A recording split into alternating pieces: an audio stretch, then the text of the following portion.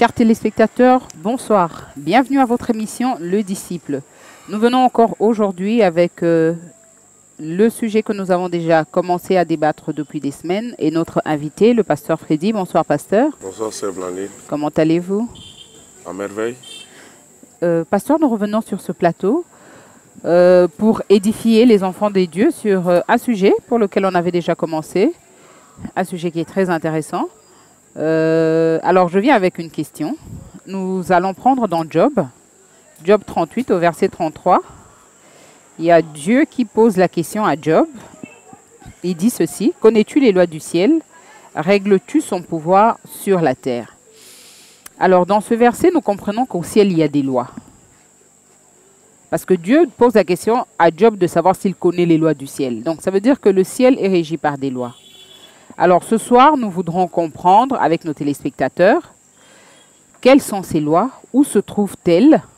C'est vrai qu'elles viennent du ciel, mais nous, ici sur la terre, pour les connaître, pour savoir que ces lois, ce sont les lois du ciel, on les trouve où exactement?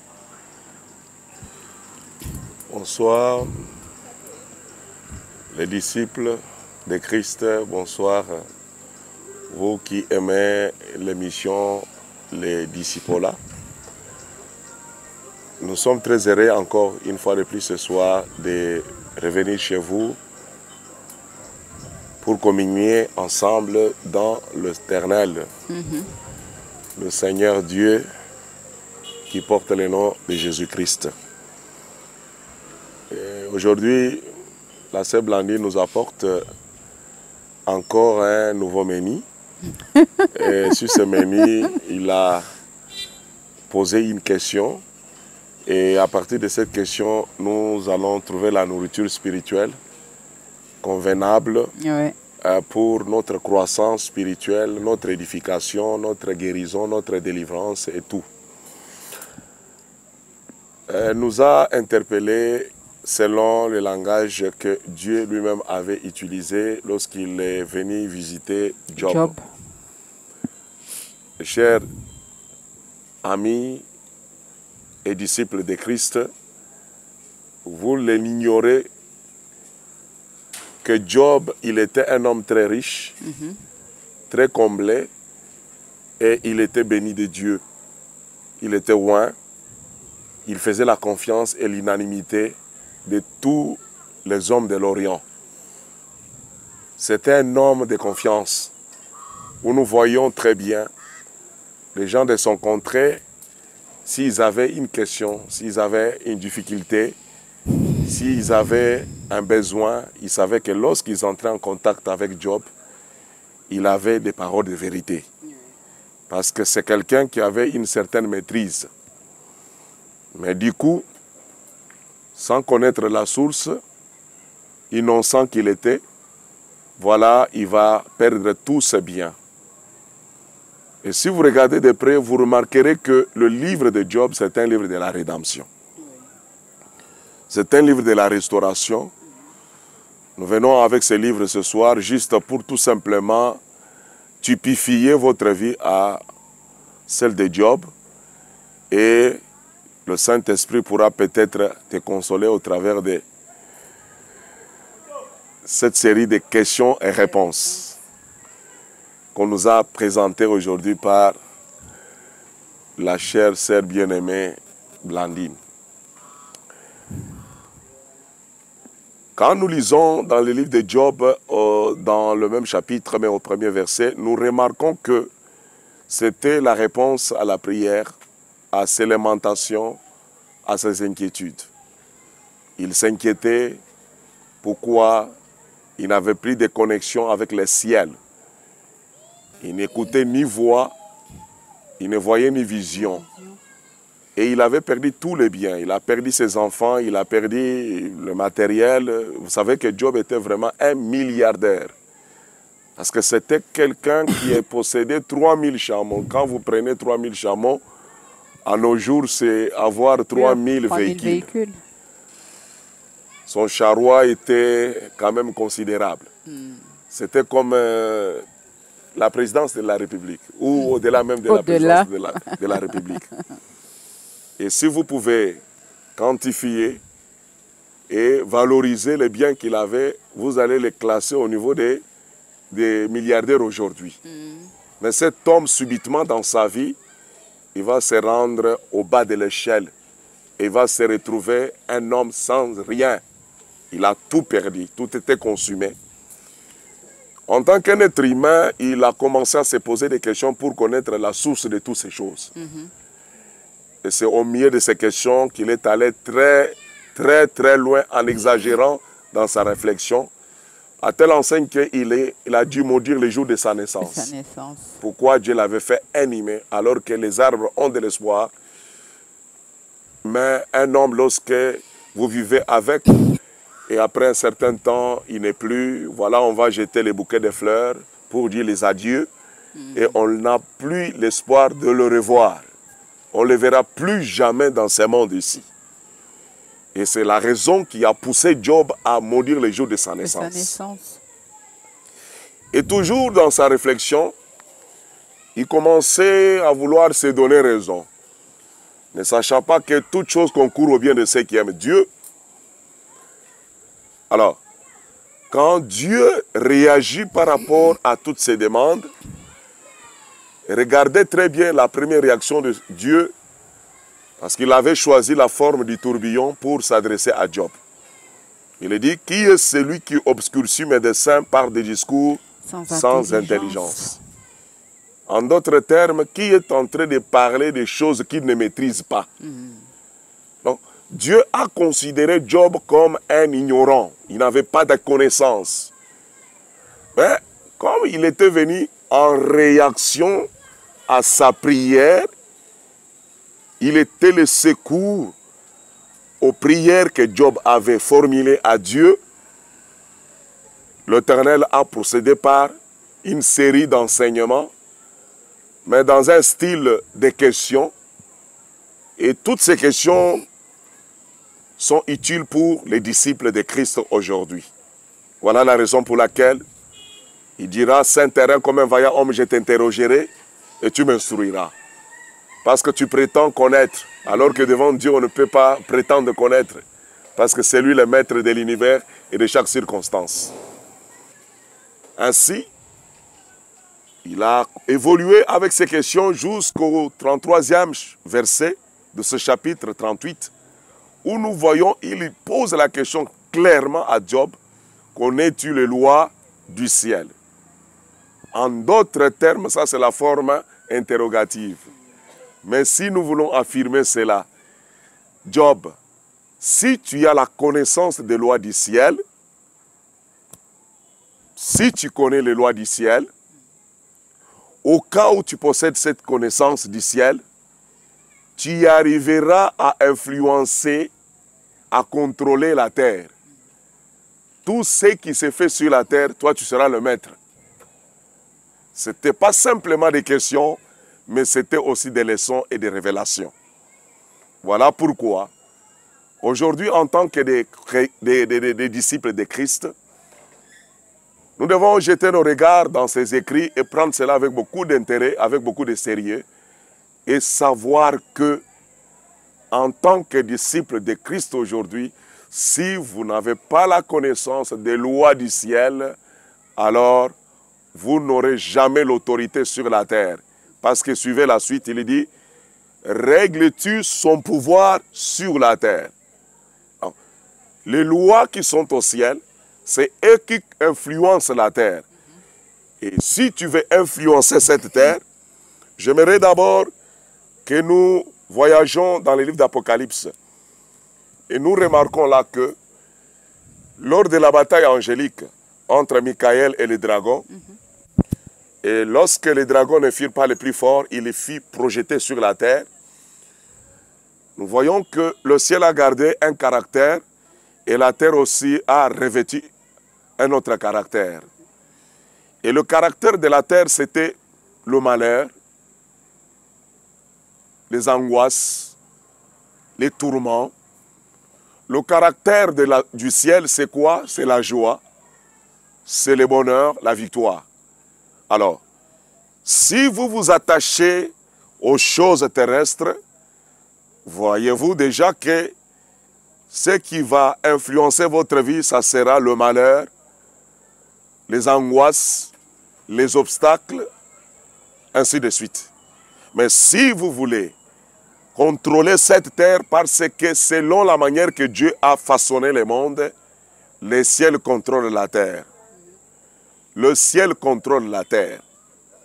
Alors comme le ciel doit contrôler la terre, Dieu interpelle Job en lui disant, tu dois premièrement avoir la connaissance des lois du ciel. Tu m'as posé la question de savoir où se trouvent ces lois.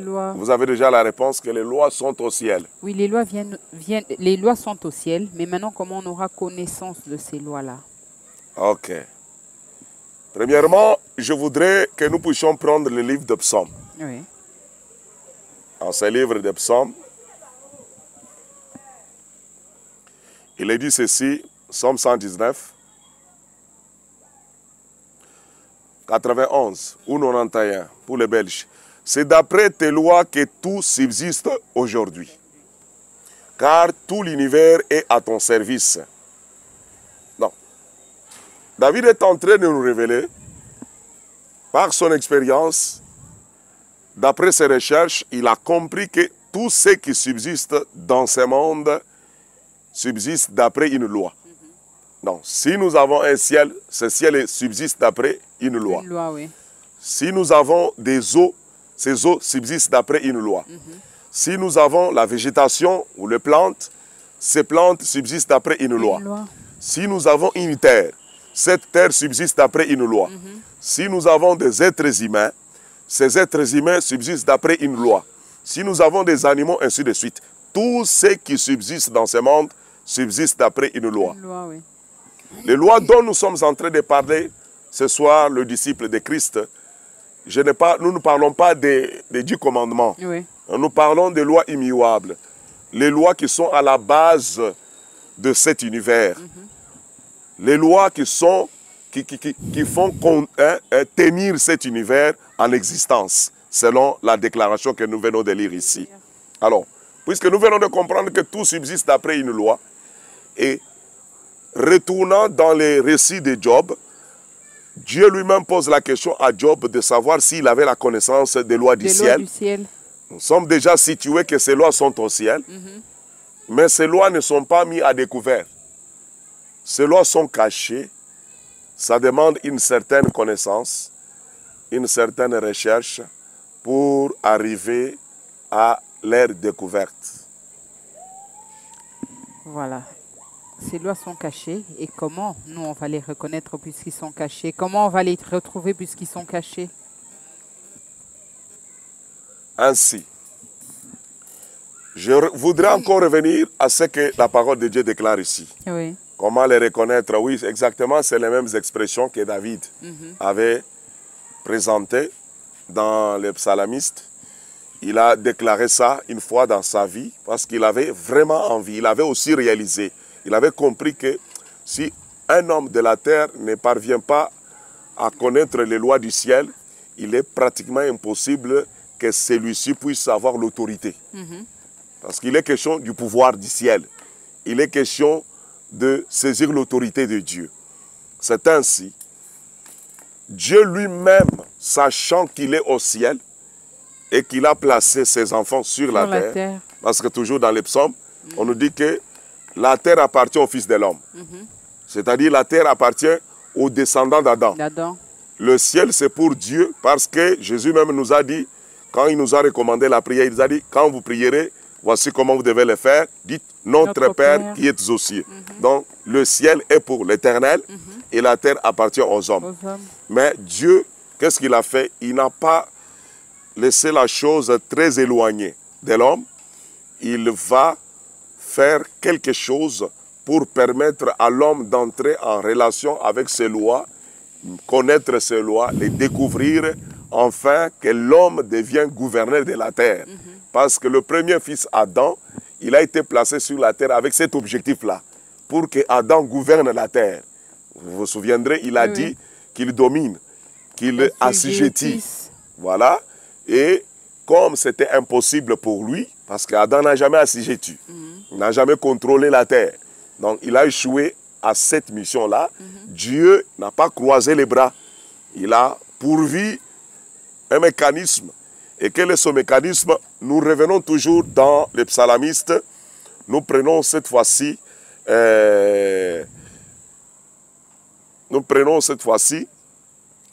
Psaume 119, mais au 89e verset, il dit « Ta parole éternelle est pour toujours établie dans le ciel. » Non.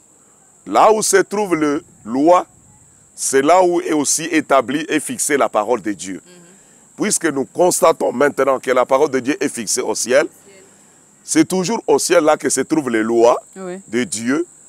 Nous allons maintenant constater ceci, que le même Dieu va faire quelque chose. Toujours Psaume, dans son chapitre 147, au 15e verset, David déclare encore ceci. Il envoie ses ordres sur la terre. Dieu, il envoie ses ordres sur la terre. Il envoie ses lois sur la terre. Donc Dieu n'a pas jugé de conserver cela. Il a rapproché la chose vers la terre. Là où se trouve l'être humain. Il envoie ses ordres sur la terre. Il envoie ses règles sur la terre. Il envoie ses préceptes sur la terre. Mais attention, nous allons nous poser la question ce soir de savoir si la terre, mais c'est où? Écoutez la suite, il dit, sa parole court avec vitesse. Les ordres qui sont envoyés sont confinés dans la parole. Je ne sais pas si vous voyez la complicité entre la parole et la loi. Donc, les ordres que Dieu envoie sur la terre, nous voyons bien clairement, selon le langage de David, que cela est bien exposé et c'est caché dans la parole. Dieu a déjà envoyé ses ordres sur la terre, mais où se trouvent ces ordres? Ces ordres-là se retrouvent dans la parole qui court, qui vole rapidement, qui court avec vitesse. C'est-à-dire, ça se retrouve dans une dimension de la vitesse. La dimension de la vitesse. Ça demande une certaine fréquence pour saisir cela. Mais maintenant, comment arriver à cette dimension-là pour pouvoir Effectivement, c'est là où je suis en train de venir. Tu vois? Donc, tout est expliqué dans les Écritures. Donc, au ciel, il y a les lois. Au ciel, il y a la parole qui est déjà fixée. Mais Dieu n'a pas conservé la parole au ciel. Il va ramener la parole sur la terre. Voilà pourquoi on dit, au commencement était la parole. La parole était avec Dieu. Et la parole était Dieu. Et la suite dit quoi? Tu peux me compléter? Je vous ai déjà complété. Tu m'as déjà complété. Mais nos amis n'ont pas suivi ces compléments. Là, tu es en train de rechercher. Bon, moi, je vais lire dans mon livre. Nous sommes dans 2 21. Il dit ceci au commencement. Était la parole. La parole existait déjà. Et c'est ce que nous venons de dire. Maintenant, au verset 3, il est dit, tout a été fait par elle. Rien et rien de ce qui a été fait n'a été fait sans elle. Oh là là. Le ciel est le produit de la parole. Les arbres sont le produit de la parole. L'homme est produit de la parole. La terre est produite par la parole.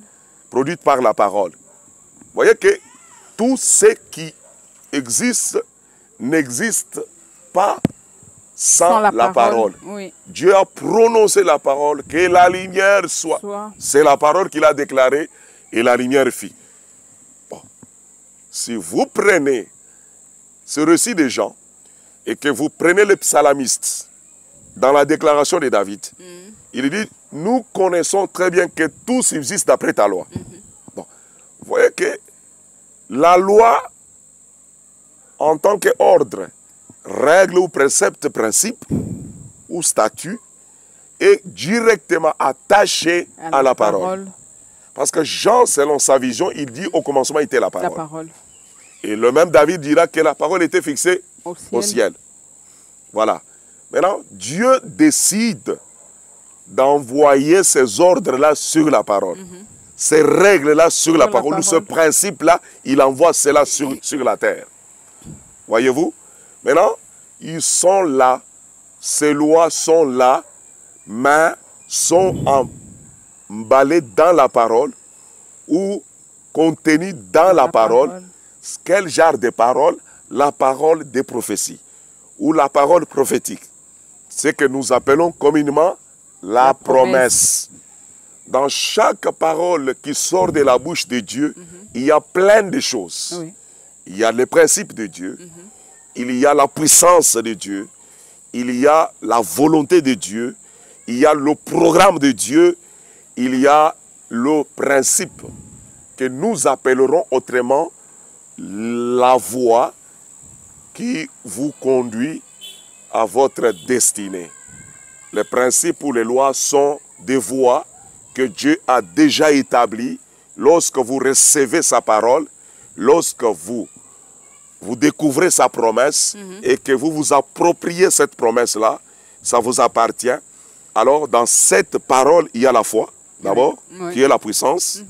C'est-à-dire la foi, c'est ce qui va t'aider à réaliser l'objectif. T'aider à réaliser le but. Parce que dans chaque parole, nous devons reconnaître le but ou l'objectif.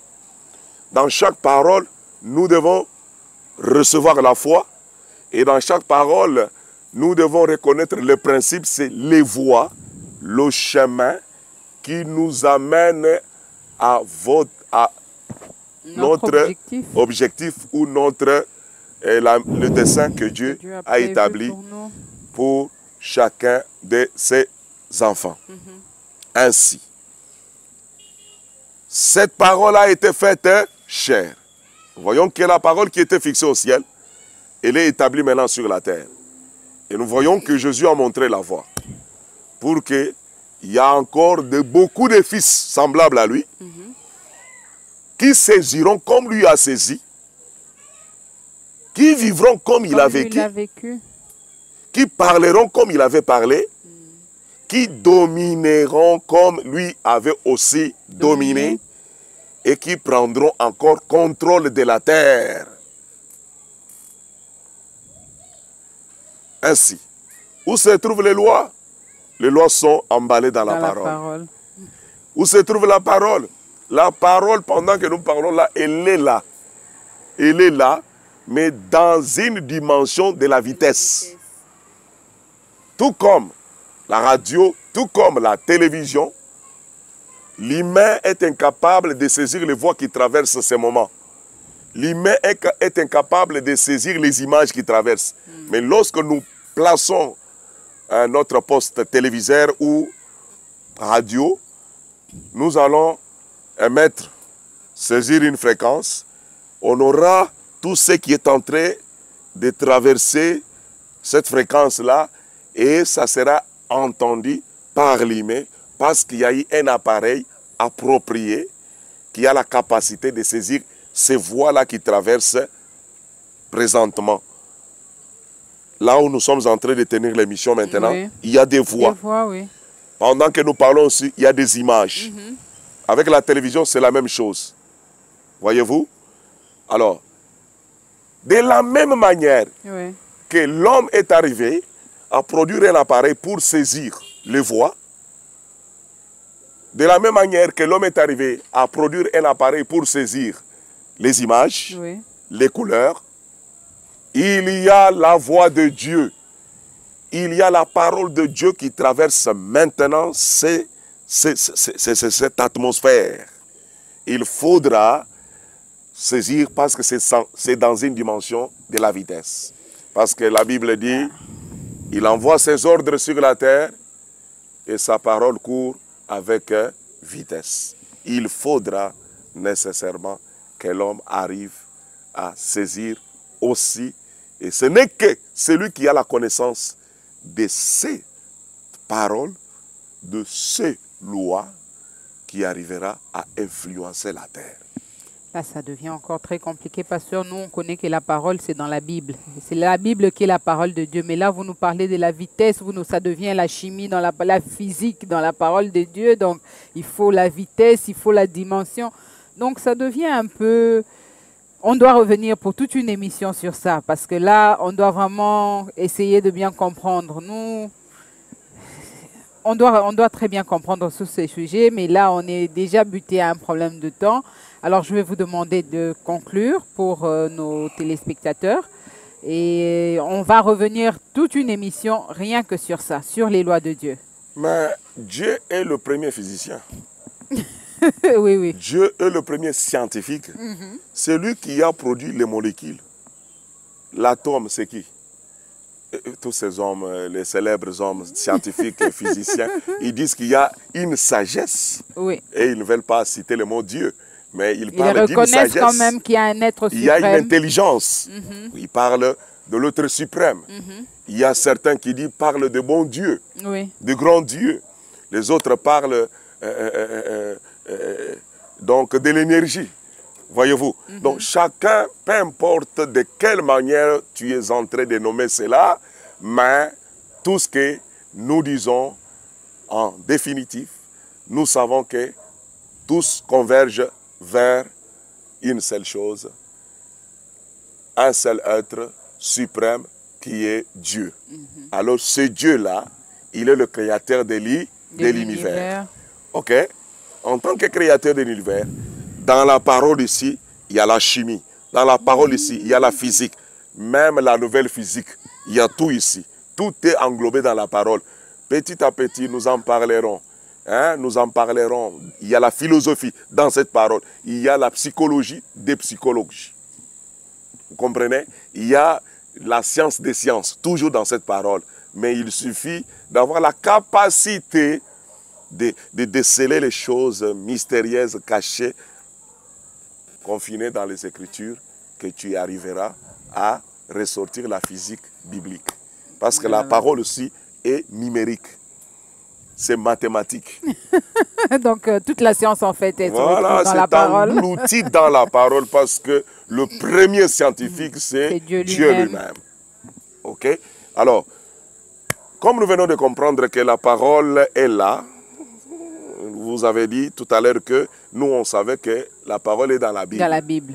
Au fait, Dieu, qu'est-ce qu'il a fait? Il nous a donné la parole écrite, mais la vérité de cette parole écrite est cachée. Ça, ce sont des mystères qui vont être révélés dans cette émission. Je vais parachever en disant ceci, les paroles de Jésus-Christ. Voilà pourquoi il a dit à ses disciples, je vais lire seulement ça et terminer l'émission. Il dit quoi dans Jean? Nous sommes dans Jean chapitre 8. Je prends la version de sa mère. Alors Jésus dit aux Juifs qui avaient... Chapitre 8, verset 31, 32. Alors Jésus dit aux Juifs qui avaient mis leur foi en lui. Attention, ces gens, ce sont des gens qui ont déjà placé leur foi en Jésus. Première étape de la foi. Mais ce n'est pas encore véritablement la foi. En tant que substance. En tant que substance. Ça, c'est juste une confiance qu'ils ont placée dans l'homme Jésus. Et Jésus leur dit ceci. Si vous vous attachez à la parole que je vous ai annoncée. Non, Jésus ne s'est pas adressé là aux gens qui n'ont jamais écouté la parole. Ils avaient déjà saisi ou écouté la parole qui leur avait été annoncée par qui? Jésus. Vous voyez que ce n'est pas le fait d'être là quand Jésus est en train de prêcher que vous allez découvrir. Non, la parole était déjà annoncée. La parole réelle, entendre la voix de Dieu. Parce que nous avons l'écrit et nous avons les non-écrits. L'auteur, il doit confirmer la parole écrite.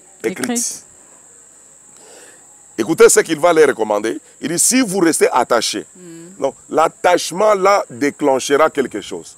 Et ensuite, c'est quoi? Vous êtes vraiment mes disciples. Alors, ce n'est pas tout. Vous connaîtrez la vérité. Et la vérité vous affranchira. Fera de vous des hommes libres. Donc vous comprenez que ce n'est pas le fait que vous avez mis foi en Jésus-Christ. Ce n'est pas le fait que vous avez écouté l'évangile, être annoncé par un prédicateur, un prêtre, religieux ou un pasteur, un docteur, un prophète, ainsi de suite. Ce n'est pas ça. La vérité, c'est quand Dieu lui-même prend sa parole et vous la révèle. Quand Dieu lui-même se met à vous parler directement. C'est ça la finalité des disciples là. Okay. C'est ça la finalité d'un disciple. Je ne fais rien sans que mon Père me parle. Il y avait les Écritures, mais le Père continue à parler au Fils. Ok? C'est la même chose aujourd'hui. Pour connaître la vérité est cachée. La vérité exige un processus. Et cette vérité, c'est ça le fondement même de la parole. Et c'est ça même le principe de la parole. C'est ça même la loi de la parole. Vous comprenez maintenant, mes chers amis, chez vous, que la plupart de religieux, comme je l'ai toujours dit, il y a une très grande différence entre la religion et la spiritualité. La plupart de gens qui fréquentent les églises aujourd'hui sont simplement des religieux. Mais ils ne sont pas des spirituels. Parce qu'un spirituel, il connaît. Il connaît. Il a une conviction, il a une assurance. Il a été face à face avec cet être-là. C'est au-delà des Écritures. C'est au-delà de la prédication. Il a rencontré l'auteur de la parole. Et l'auteur de la parole lui confirme sa parole écrite. C'est pourquoi Jésus leur dit, attachez-vous d'abord à ce que vous avez entendu. Et par après, vous arriverez à la connaissance. La connaissance de quoi? De la vérité. C'est cette connaissance qui va vous affranchir. Voilà pourquoi, oh, vous les francophones, je vous inviterai à être affranchis. Alors, il ne suffit pas tout simplement, ok, je fréquente l'église et j'assiste les réunions, j'écoute un sermon par un certain éminent homme de Dieu. C'est la voie, mais ne vous arrêtez pas là. Il faut chercher l'excellence. Et l'excellence, c'est vous-même chercher à rencontrer le Dieu que le prédicateur vous prêche.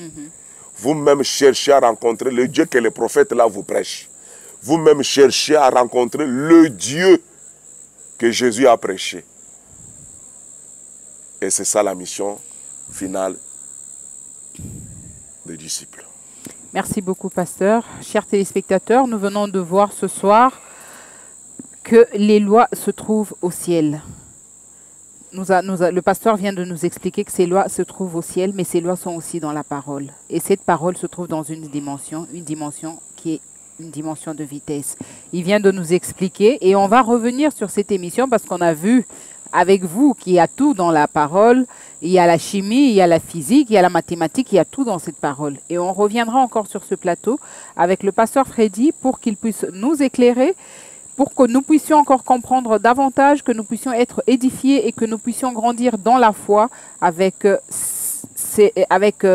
toutes ces explications, avec toutes, comment je peux dire ça, toutes ces édifications qu'il est en train de nous donner. Comme vous savez, on a toujours coutume de terminer notre émission avec la prière. Nous allons demander un mot de prière au pasteur. Pasteur, vous pouvez nous adresser un mot de prière? Avant de prier, j'aimerais encore interpeller nos téléspectateurs cette déclaration du roi Salomon dans le livre des Proverbes.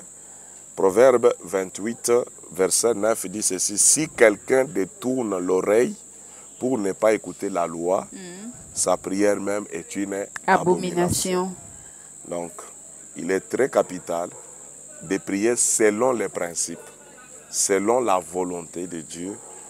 Alors, nous aurons la réponse à l'immédiat.